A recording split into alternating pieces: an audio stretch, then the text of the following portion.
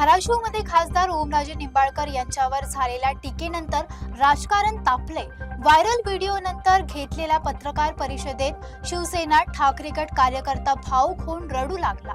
नेमकं प्रकरण काय, पाहूया ही विस्तारित बातमी। धाराशिवचे खासदार ओमराजे निंबाळकर यांच्या विरोधात काही स्थानिक पदाधिकाऱ्यांनी टीकेचा सूर लावल्याचा व्हिडिओ सोशल मीडियावर मोठ्या प्रमाणावर व्हायरल झाला होता। या टीकेला उत्तर देण्यासाठी आयोजित पत्रकार परिषदेत ओमराजेंच्या समर्थनार्थ बोलताना शिवसेनेच्या ठाकरे गट एका कार्यकर्त्याला भावना अनावर झाल्या।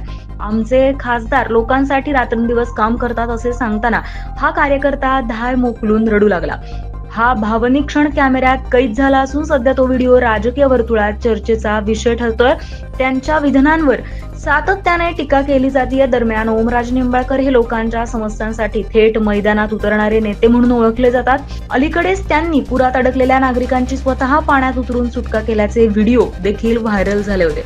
मात्र अंतर्गत विरोध आणि पदाधिकाऱ्यांच्या टीकेमुळे त्यांच्या मतदारसंघात सध्या गटबाजीचे चित्र स्पष्टपणे दिसून येत आहे।